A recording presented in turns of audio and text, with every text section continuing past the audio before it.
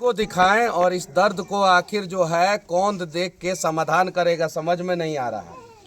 उत्तराखंड में एक हादसा हुआ, बादल फटा, लेकिन सबसे ज़्यादा नुकसान जो है वो बिहार को हुआ। ऐसा क्यों मैं बोल रहा हूँ?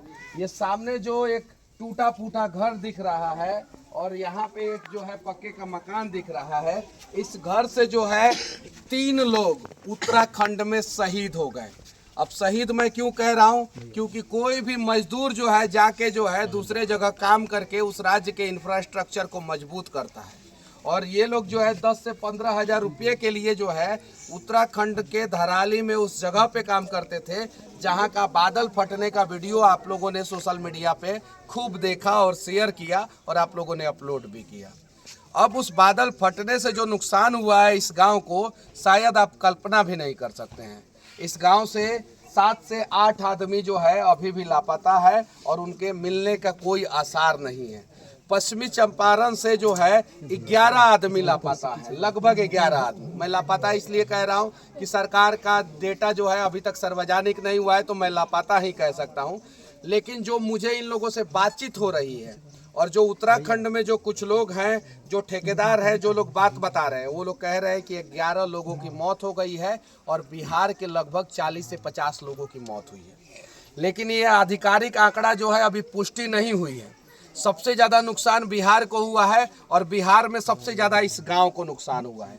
कितना लोग जो है यहाँ से जो है वहाँ पे काम करते थे? यहाँ से तो बहुत आदमी काम करते हैं। 40-50 आदमी से ऊपर है। 40-50 आदमी से ऊपर है। आप कौन है भैया? मैं तो हरेंद्र शर्मा, जो 3 आदमी हमारे भाई और भतीजा। एक भाई और 2 भतीजा। दोनों भतीजा का क्या नाम है? अनिल सुशील और भाई का देवरा साहब। और क्या करते थे ये लोग वहाँ पे? लकड़ी का काम। लकड़ी का काम। तीनों लोग लकड़ी का काम करने गए थे और यही घर है। और आप कौन है? उनका भाई, उनका चाचा है। आपके चाचा हैं। ये देखिए, ये गांव की स्थिति देखिए। इस गांव में आने का रास्ता भी सही नहीं है। इस गांव में आने का रास्ता नहीं है सही। इस गांव के लोग जो है 100 साल से जो है एक पुल का मांग कर रहे हैं, पुल नहीं बना। इस वजह से जो है मजबूरी में यहाँ के लोगों को पलायन करना पड़ा, दूसरे जगह जाना पड़ा, और दूसरे जगह जाके जो है वो लोग जो है अपनी जान को गंवा रहे हैं। आपके घर से 3 आदमी और उसके बाद से इस गांव से जो है कितने लोगों का है? 8 आदमी का घटना है, पूरा सब लेके इस इस गाँव गाँव से 8 आदमी का लापता मतलब घटना है। 8 आदमी का। 8 आदमी। और फिर माछी से, उत्तरी गोगा से माछी से 1 आदमी है और घोघा से 1 आदमी है और घाटपुर से 1 आदमी है। तो 8 3 11 11 आदमी। आदमी। और टोटल आदमी वहाँ पे क्या करते थे? कोई कारपेंटर का काम, कोई सीमेंट का वो काम होता है, सिविल वाला वो करते हैं, कोई सैलून चलाता था। कोई सैलून चलाता है। और सरकार के कोई पदाधिकारी आप लोगों से आके पूछे, हालचाल मिले आप लोगों से? नहीं, कुछ नहीं। अभी कोई आए हैं यहाँ पे?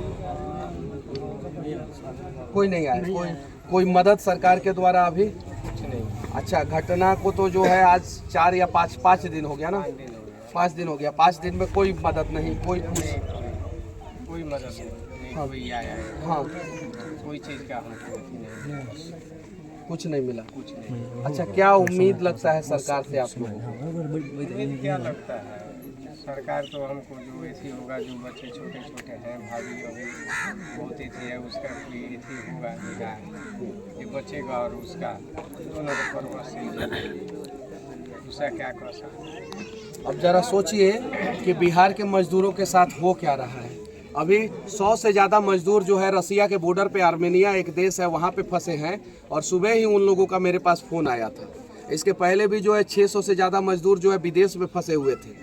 विदेश में जाते हैं तो वहाँ पे दिक्कत, $500 बोल के जो है $400 देता है, और वो भी जो है समय पे नहीं देता है, 4-4 महीना का सैलरी नहीं देता है। अपने देश में काम करते हैं, कोई आपदा आता है, आपदा किसी भी राज्य में आए, चाहे वो महाराष्ट्र में आए, गुजरात में आए, या राजस्थान में आए, या उत्तराखंड में आए, या जम्मू कश्मीर में आतंकवादी हमला हो, कहीं भी हो, लेकिन उसमें जो है बिहारी को नुकसान होता ही होता है। क्यों? क्योंकि बिहारी ही जाके सड़कों पे जो है वो छोटे छोटे रेडी पटरी पे जो है काम करते हैं और नुकसान उनको होता है।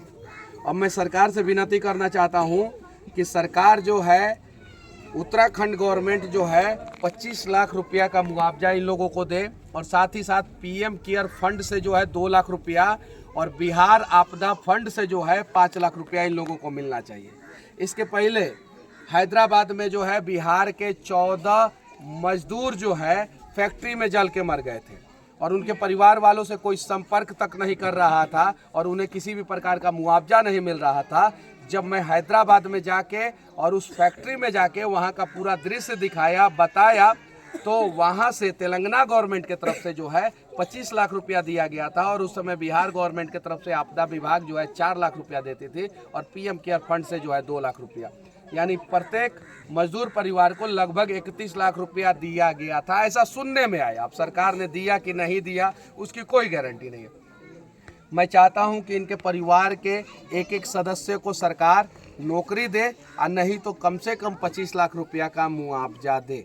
ऐसा होना चाहिए कि नहीं होना चाहिए? और साथ ही साथ जितने भी मजदूर जो है उत्तराखंड में जो है वो क्लाउड ब्लास्ट के वजह से, बादल फटने की वजह से शहीद हुए हैं, उन सभी मजदूर के परिवार वालों के लाइफ की सिक्योरिटी की जिम्मेवारी सरकार को लेना होगा और उनके छोटे छोटे बच्चे को जो है ना ग्रेजुएशन तक पढ़ाने की जिम्मेवारी सरकार को लेना होगा। और बाकी मैं बिहार के सभी लोगों से कहना चाहता हूं कि एक बार आइए, इस गांव की स्थिति देखिए कि ये गांव का स्थिति क्या है। सभी यूट्यूबर भाइयों से कहना चाहता हूं, दरभंगा के एक मेडिकल कॉलेज में शायद से जो है कोई छात्रा पढ़ती थी, उसके पति को जो है वो लव मैरिज कर ली थी तो उसके पति को जो है उसके पिता ने गोली मार दिया, तो पूरे बिहार में जो है वो न्यूज़ बना।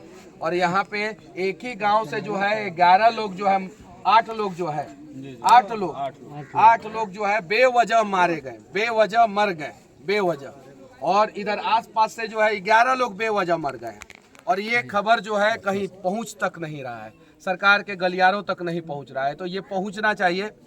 और पश्चिमी चंपारण में जितने भी पार्टी के नेता हैं, चाहे वो कांग्रेस के हो, बीजेपी के हो, आरजेडी के हो या किसी भी पार्टी के हो, वो सभी पार्टी के नेताओं को जो है इन लोगों के लिए आवाज़ उठाना चाहिए कि नहीं उठाना।